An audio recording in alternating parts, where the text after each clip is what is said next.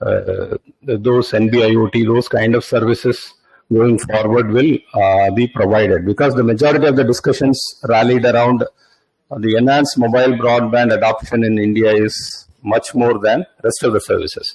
So how going forward the operators will roll out services of URLLC kind of things in India.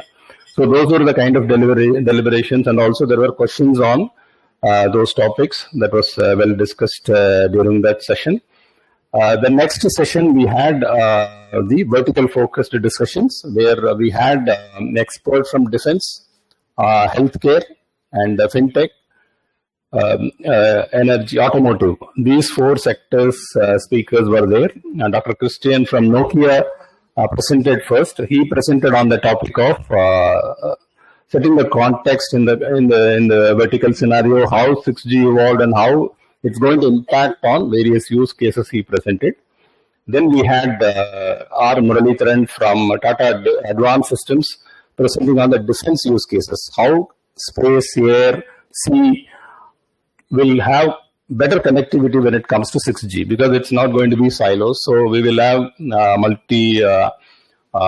connectivity, multiple domains getting connected going forward in 6G, from satellite to other terrestrial to wireless. So all of them will be integrated in 6G going forward. That is the vision that he presented. Connected battlefield. That is a concept that he tried to drive. And then we had Saurav from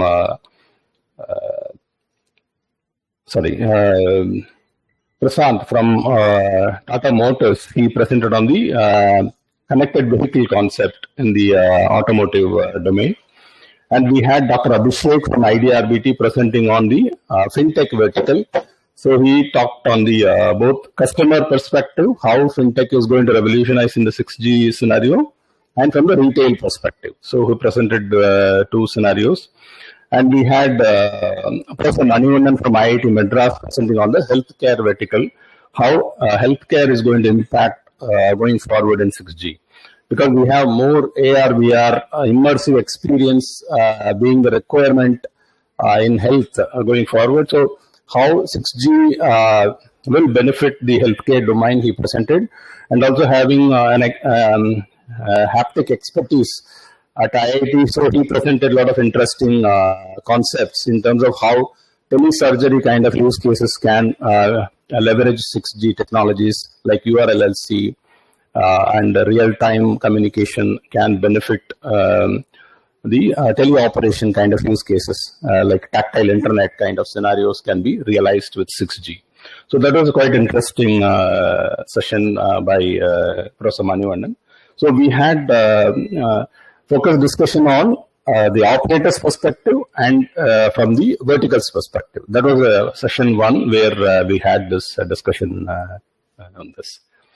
Thank you very much. That is the session. So if there are any questions, then I can take it.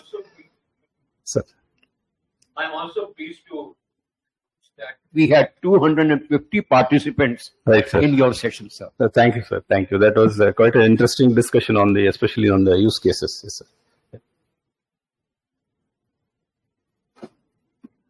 Yeah, thank you. Thank you, Dr. Pavantan. The second session, S2, was on emerging technology trends.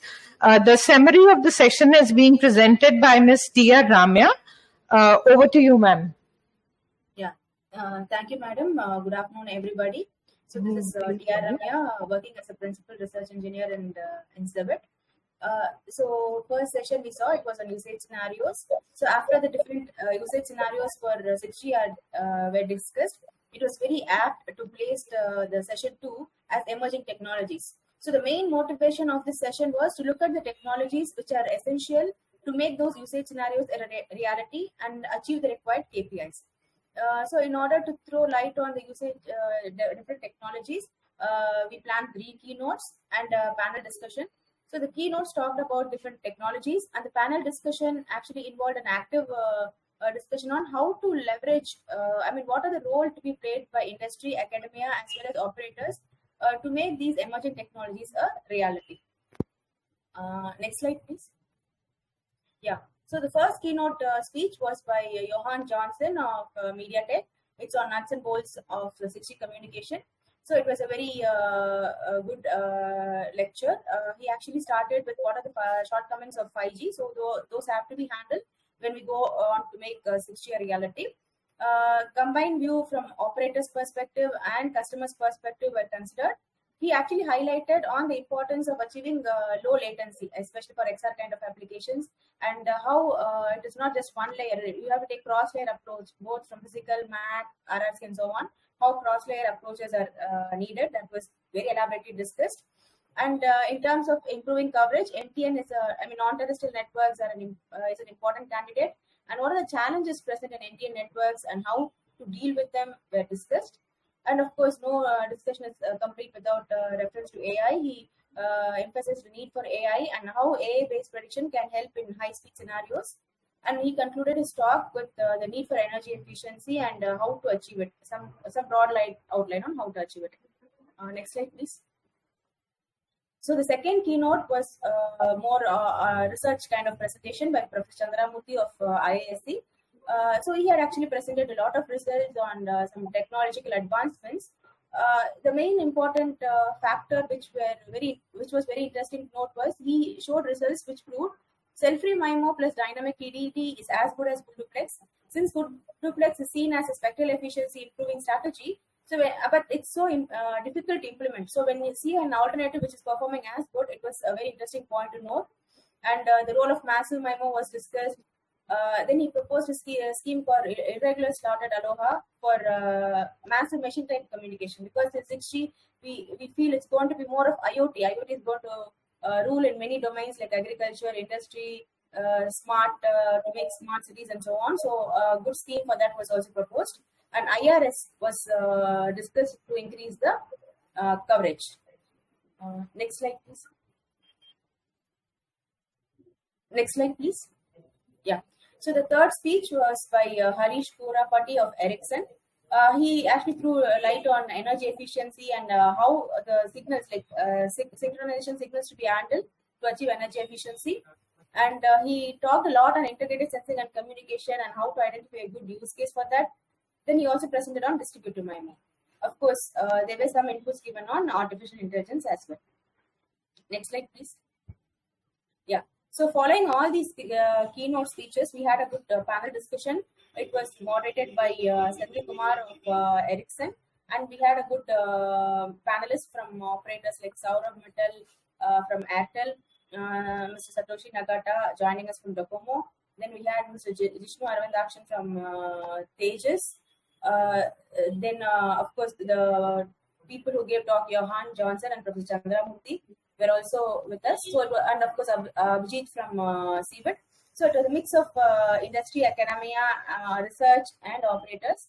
So each of them could actually throw light on various aspects. So operators said after 18 months of installing 5G, what were the lessons they learned and how to take it forward for 6G implementation. Then industry people also said like the lessons they learned during 5G and what were the mistakes made and how to take it forward.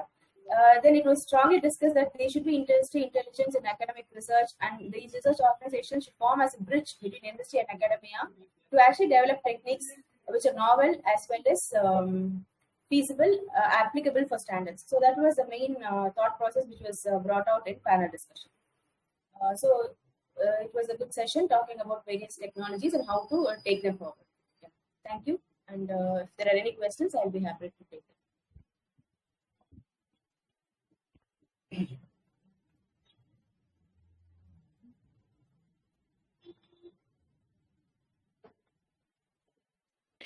Thank you, ma'am. The third session, S3, was on ubiquitous intelligence, AI-enabled future networks.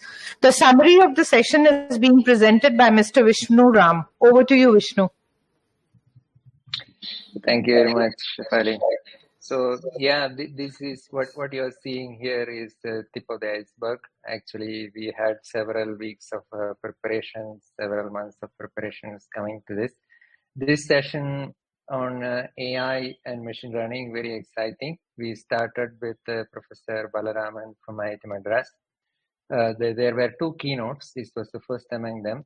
We were very fortunate to have Professor Brijesh Lal from IIT Delhi starting this session. And the first keynote was from Professor Balraman from IIT Madras. It was quite an interesting one. We talked about what are the characteristics of AI, whether it is ready for real world, and what kind of limitations. And LLMs is a very hot topic these days. He talked about what are the issues with LLMs, how to make it robust, and in fact there were some very practical tips on how to make it better, how to make it ready, and how to build using AI. In a sense, there were very practical suggestions on robustness, explainability, bias, and these important topics were covered by Professor Baravan. Then we had Dr. Shantanu Chowdhury from IIT Delhi. That talk was quite interesting as well. There were how AI will be enabled in the next generation networks, connecting it to enhancing the effectiveness and overall landscape. And one interesting thing that he talked about was deploying AI as a service to enable new use cases, especially for 6G.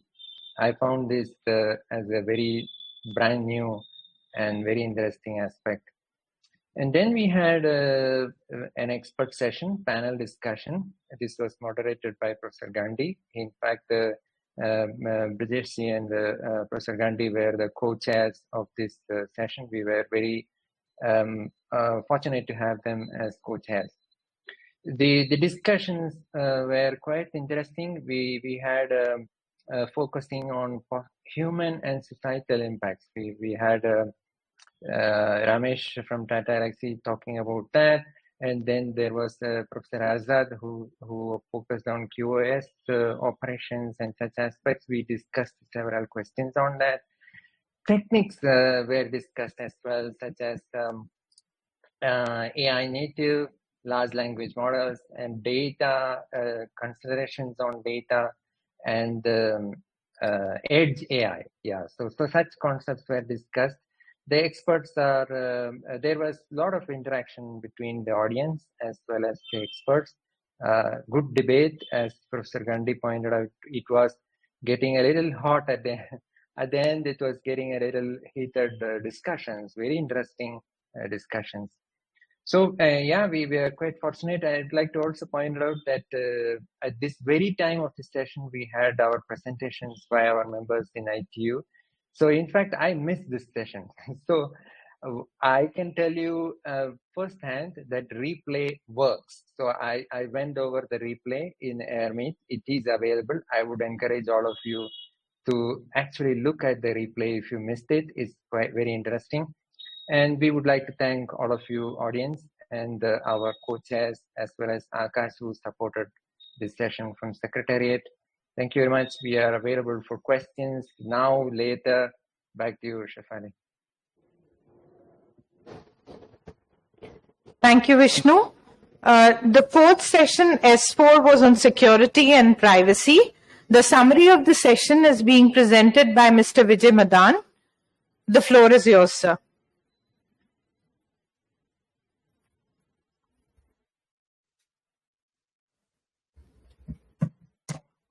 Thank you very much. The co-chair, Mr. Amit Petri of this session, has just informed that his computer has crashed. So, as a convener, I am taking the role of explaining this session to you.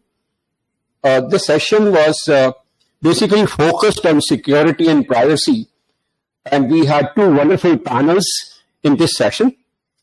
The discussion deliberated on two aspects of quantum security, technologies in context of 6G, and end-to-end security. So that means it had two parts.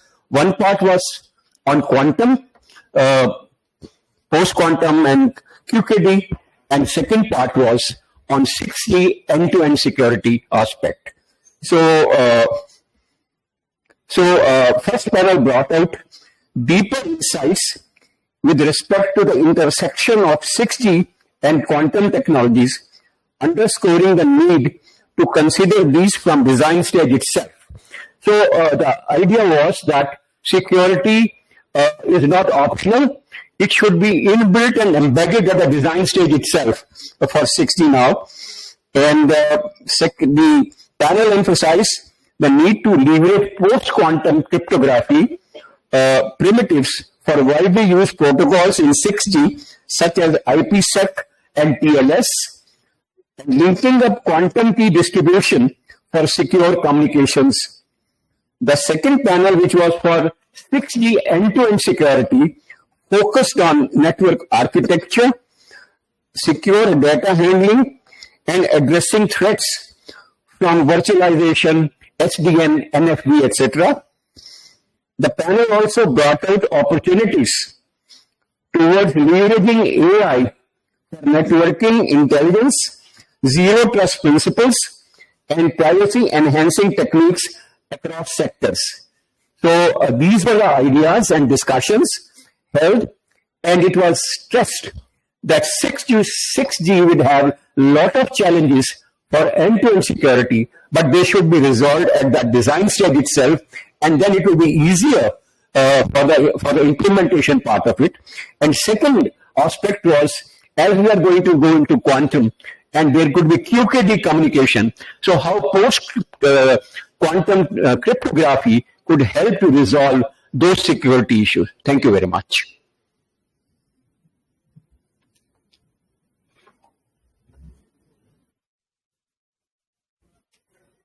Thank you, sir.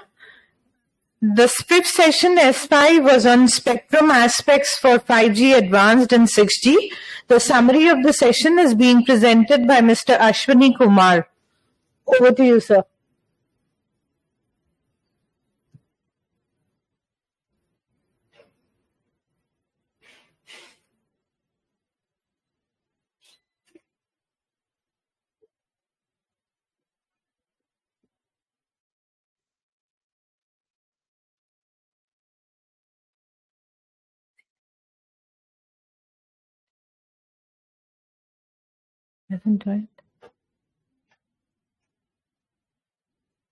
Ma'am, he is not online. He is not online.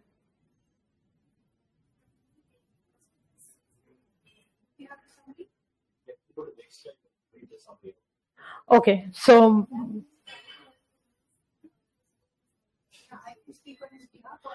yeah, so Bindu can speak on his behalf. Yeah. Will you be able to see from here? No. Let me get this. So can we have S6? Do we have the S6 speaker? Sandeep is here, right? So we can have. So we can have S6 summary first. Okay. So what we'll do is, so Sandeep, you're here. Okay. So the last session, S6, was on rural broadband technology landscape, and the summary of the session is being presented by Mr. Sandeep Agarwal. I am asking Sandeep to first present the summary. Within that time, we'll have issues resolved with Mr. Ashwani Kumar. So Sandeep, we'll have your presentation come in first.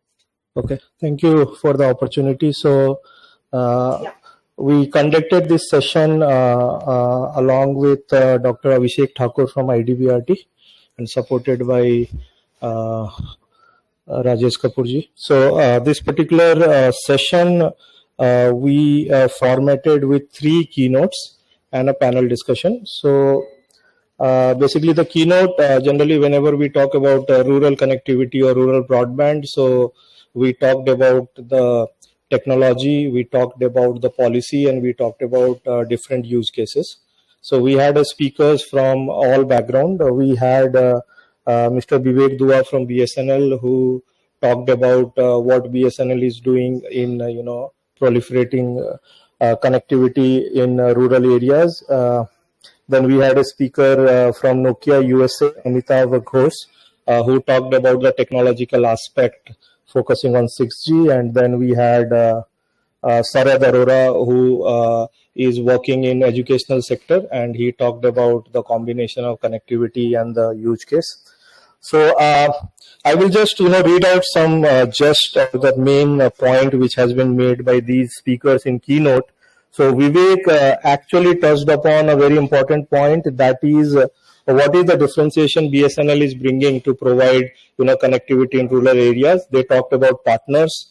They talked about making the last mile provider as the partner in their ecosystem, and they are the the first point of contact to maintain the quality. And they have proven this particular concept through a scheme called BharatNet Udyami. And this particular scheme is very dedicatedly focusing on providing FTTH connection in rural India, and they have achieved a significant target, and they are targeting 1.5 crore connection in rural areas through this particular scheme. And he highlighted that how this particular policy has been formulated, where the last mile provider is the partner in this whole game, how the funding is being done through USOF to these Udyami, and then there is a revenue sharing between whatever has been earned from the end customer. And this looks a very promising scheme. Along with that, he talked about multiple use case where they are focusing like e-health, then education and all. Amitava Ghosh brought a very technical understanding of what we keep calling as ubiquitous connectivity, right? We especially requested him that how this ubiquitous connectivity concept is actually going to solve rural connectivity problems. And he brought two very important points. One is the fixed wireless access. He has given a very good data points that how fixed wireless access is going to provide the required data in the homes. He talked about different architecture, split architecture and the CP architecture. And then he also talked about the NTN, which is now happening beyond release 17-18. He talked about how non-terrestrial networks are now coming into the play. He also highlighted the hype around NTN, but he also gave some realistic pictures that today you will be able to achieve small data rate if you want a direct connectivity on your mobile. But if you are going to use VSAT, you are going to get a broadband type of connectivity. But overall, for the IoT connectivity, the NTN is very useful. And the combination of TN, NTN and FWA is something which is going to solve the rural connectivity issues going forward. Can you go to next slide, please? Sarad brought a very, two very important point that along with the use case, they are also focusing on the standard. They are already building a standard on e-education with TEC, and they have already made a contribution to ITU. And he gave a data point that what actually is the bandwidth requirement to meet, myriad of e-education use case, like, you have real-time online classes, you have a hybrid classes, you have assisted classes, you have high-definition streaming videos, and all those data point he has provided. They have also done a good pilot of creating a van with a given infrastructure, which is more like a nomad, which moves, and go and sit for 3-4 days at one location and then try to give an idea that how this education is going to help. They're working very closely with the state governments to, realize the educational use case. Most important point from Sarad was hand to hand, they are also building a standard. And apart from that, we had a panel where we had these 3 speakers, and we had 3 more speakers. Kumar Satyam from CQ Labs, we had Prashant Maru from Sankhya, and we had Dr. Ravi Babu from NIRD, National Institute of Rural Development and Panchayati Raj, because we wanted that policy, discussion to be part of this particular panel. So as part of the panel, we had lots of, question and answers. As a moderator, we asked multiple questions, and we also picked many questions from the, audience. Basically, the most important part, as part of this particular discussion, we have seen NIRD is building lots of application to improve the governance in the rural India, right? And they are while developing the application, the bottleneck what they find when they really deploy these things in the rural part is the connectivity. He discussed about a very specific use case called geotagging, As a NIRD is doing geotagging of rural assets. Any asset which is there in rural need to be geotagged, and he talked about how they really do today. It is like an offline online. They do it offline, then they go back and do loading the data on the server, where there is lots of issue with the accuracy. So if the connectivity could be provided real time, that will really improve the governance part in India. He talked about also a center of excellence on AI, how NIRD is looking at AI to improve the governance in the rural areas. So those were very important points. We also discussed about some of the aspect of DPI. We have been talking about DPI post G20 and how this really maps to rural connectivity. How these Udyamis or in PM1A scheme there is a public data office. This last mile operators, how they become a very essential part of achieving the goal of rural broadband connectivity in the rural areas. Satyam talked from CQ. I think they have been nominated for one of the ITU SDG goals. They really talked about what are the actual bottlenecks. They are finding the fundings which is required to make this particular scheme sustainable in the rural areas, and how it is very important to work with the state governments to really make sure that connectivity has been reap the benefit there. So they brought those experience. One very important question was there, which I just want to bring as it is. There was a question whether India's rural connectivity challenges are already solved by the prevalent 3G and 4G, and whatever we were discussing as part of the panel is only for the very remote areas. That was the question which has been put, and the panel, they went ahead and told that connectivity means what, at what data point, and with that connectivity, what is that we are going to achieve, right? Whether we are going to achieve the educational requirement or the e-health requirement. So what they have responded is that it is not only about the connectivity, but also what can be done using that connectivity at what price point. Though we have cellular coverage of 93%, the problem of meaningful connectivity for different sectors such as education, health is far from addressed. So that is what the conclusion which we had as part of our panel discussion. That is the update from my end. Thank you. Thank you, Sandeep. We come back to our fifth session. The session was on spectrum aspects for 5G advanced and 6G, and we have a speaker, Mr. Ashwini Kumar, with us now. I request Mr. Ashwini Kumar to kindly present the summary. Over to you, sir. Yeah, thank you. Shweta, if you can display the slide.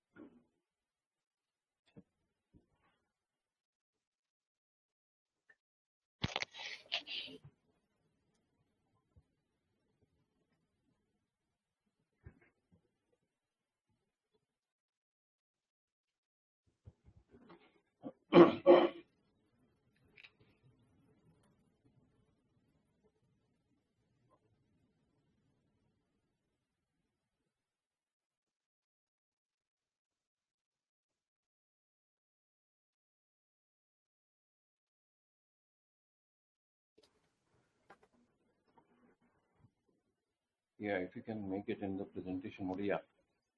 So thank you all the audience present here and the TSDSI leadership.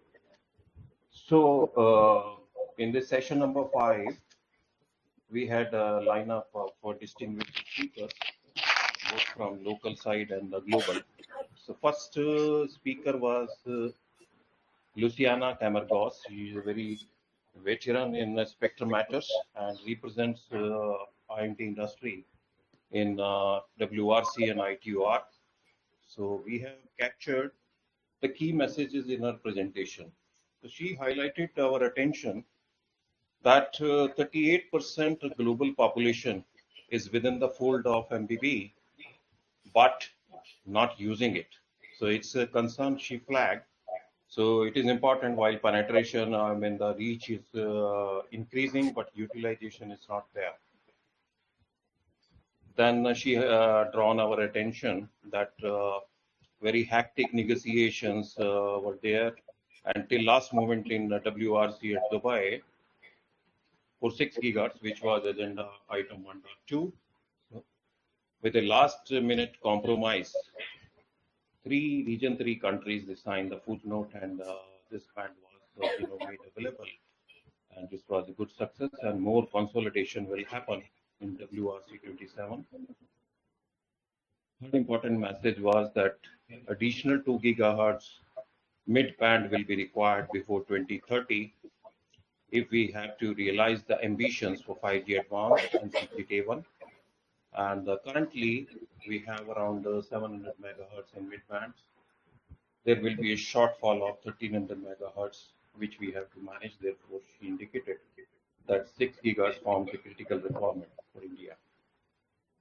Then another point is GSMA indicated that there was a myth that there is no little usage of the mid bands indoors, but the study they have done in Delhi that 90% indoor usage was on mid bands and around 10% on the low bands, both 4G and 5G cases. And lastly, she took us to a journey wherein GSMA provided a report sometime in 2022, which was mid-band vision 2030. And the analysis indicated that if broadband speed demands for majority of users is less than 10 Gbps, then the balanced allocation of 6 gigahertz will have the maximum impact on GDP, which is on the verge of 1% in 2025. So that is the case if the speeds are going up to the 10 gigabits per second. But if the broadband demands are close to 1 gigabit per second, then entire gigahertz band can be given to the IMT services, and that will be most optimal in that case. So that's what the conclusion she presented, and the key actions that came from her presentation were that it is important that if we conduct a study to fix the usage gap, which she pointed out, and an accelerated policy decision for 6 gigahertz is important, and we need to ensure regulatory readiness of the band for assignment. So this was all from the GSMA speaker. Second speaker was Mr. A.K. Tiwari from Reliance Jio. The key message is that we noted from his presentation is that 6 gigahertz is a spectrum choice that needs to be evaluated. Sorry, 6G spectrum choice is use case specific, so different use cases will demand different kind of spectrum in different ranges. And 200 megahertz mid-band spectrum will be required in 2026 plus time frame to roll out 5G advance.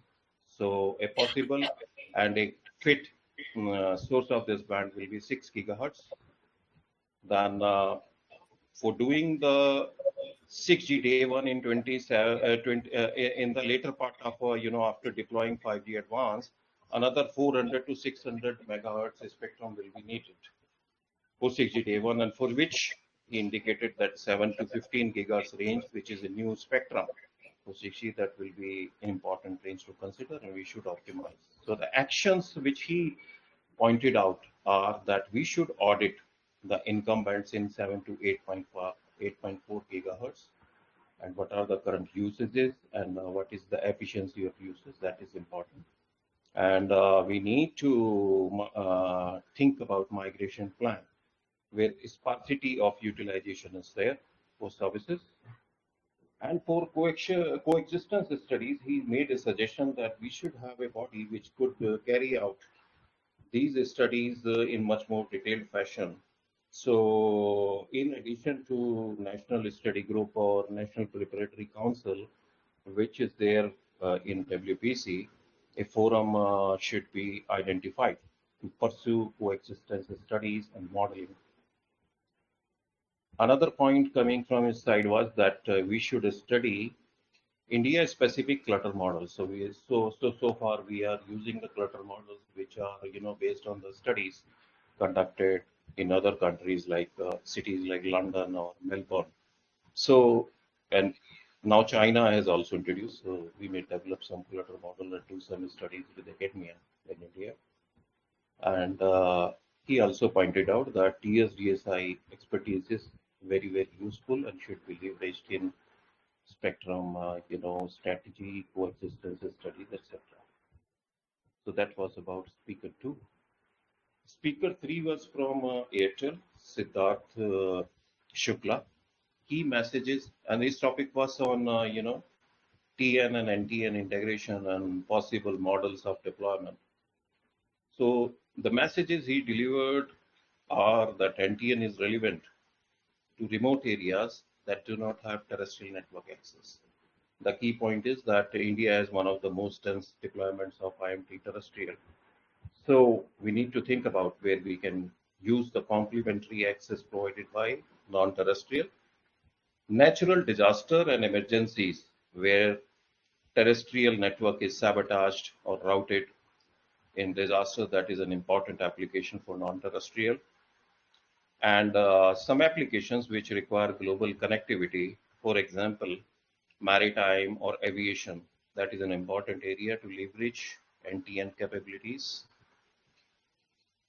Another important highlight that he shared, that is very important, that device to device, like phone to phone communication can be done through satellite. And this trial he reported has been conducted in US, like in terrestrial IMT also, we can have proximity services, device to device directly. And this can be, realized through satellites, with satellites acting as a relay. So that that is very interesting concept. We can explore it further. And the challenges he highlighted that high delay, path loss, Doppler shift, and multiple handoffs because it's a cell moving architecture, especially in LEO. Frequent handovers will be there. We need to work out solution for that. And he suggested some actions that we should study on cost aspects, viable deployment scenarios, and spectrum aspects, especially including the duplexing arrangements and which bands, which operators would like to utilize for this NTN or to partner with NTN companies.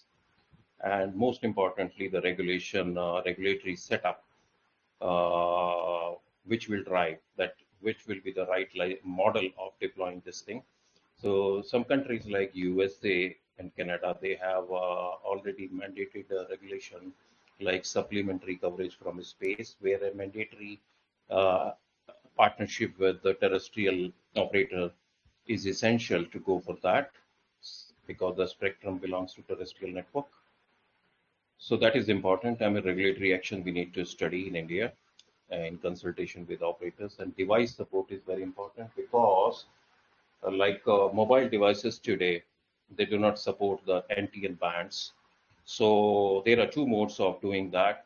You do the NTN using the bands identified for NTN or MSS, or you do this with the bands identified in for IMT. So these are the two paradigms to do this NTN. So time will tell which way it will play out. Then lastly, the basic design of WRC, agenda item 1.13 for next WRC, which is about running MSS in IMT bands. The basic understanding is that it will work on the unmodified device, existing device, the normal commercial device, without any modification. That is also a critical element of the studies that we will do in this agenda item. So this is all the overall summary that we had, and we have key actions, and I think offline we will work out which of these actions we can pursue within TSDSI. Next slide. So overall, we had a panel discussion, which also, various people, they shared their thoughts. So some of them we have captured that the year on year data growth, 20% is happening today. So 200 megahertz mid-band spectrum will be necessitated by XR, digital twins, and other 5G advanced applications. So this is the message which is intercepted in panel discussion.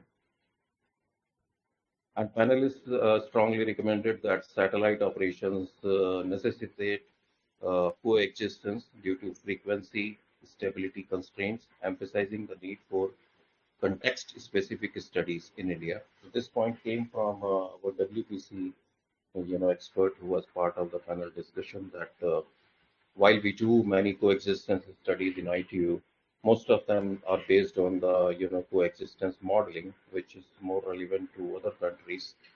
So we should conduct more realistic modeling from Indian context. So we need to understand and what makes it more realistic, so that we can develop this thing and take this model to ITU when we conduct studies for WRC 27. From academia side, IIT Kharagpur, they suggested that sub-terahertz spectrum is important, and their importance is more relevant to joint communication and sensing, and especially for high precision or resolution of sensing outcome. But it is in early research stages, so it will take time to commercialize.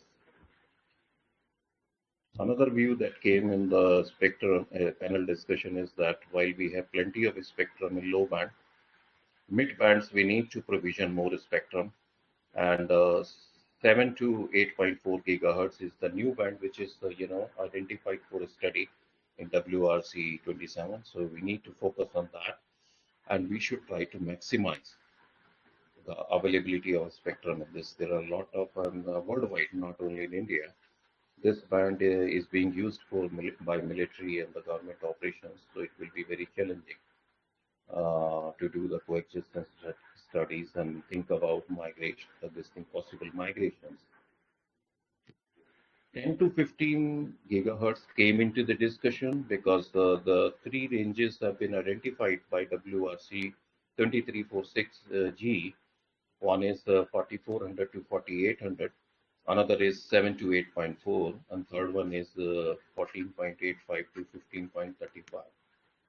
But there is thinking going on. Is there any other range which can be harmonized at least regionally?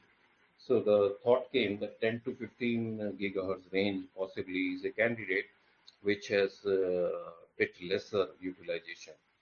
So we can study that in Indian context and try to see if at Asia Pacific level we can harmonize. There was a feeling, many panelists they shared, that TSDSI has a wide expertise, so many members, and academia.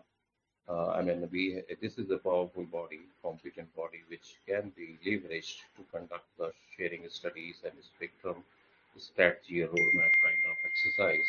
So that power of this body can be leveraged much more than we are able to do it now.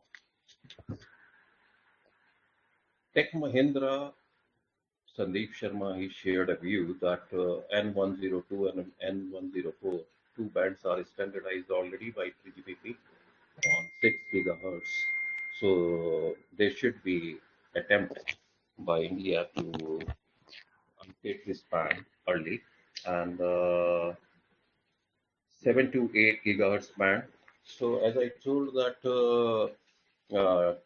world over, military and government usage is very high in this band. So different parts of this entire range will be possible for harmonizations. Therefore, instead of global, maybe regional harmonization will be the first step. And WPC member, he shared an idea that 7250 to 7900 band is running very critical services like weather sensing and defense satellites under FSS operations. And aeronautical services are also there, so it requires a thorough study and a stakeholder collaboration so that we can think about possible coexistence and, if possible, to think about some migrations. So this is the overall summary for the session 5 on a spectrum. So we have clearly tried to point out some action that we can pursue within TSDSI, in industry, or with the government bodies. Thank you very much. Thank you, Mr. Ashwini, for that summary on the session. May I request Mr. Avinash Agarwal, our steering committee member of the TTDD steering committee, to kindly present Dr. Pavantan and Mr. Sandeep Agarwal with a small token of our appreciation.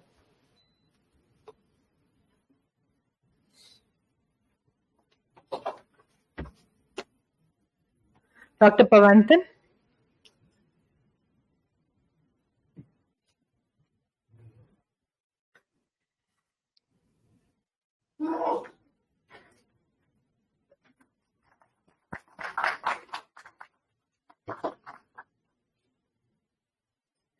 Sandeep Agarwal.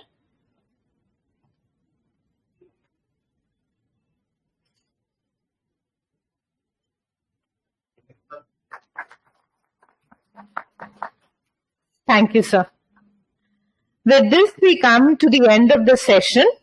All those present in the hall, please join us for lunch. We will resume our post-lunch proceedings with the conference theme session at 13:45 IST. Online participants are requested to kindly join us at 13:45 IST for post-lunch sessions. Thank you, everyone.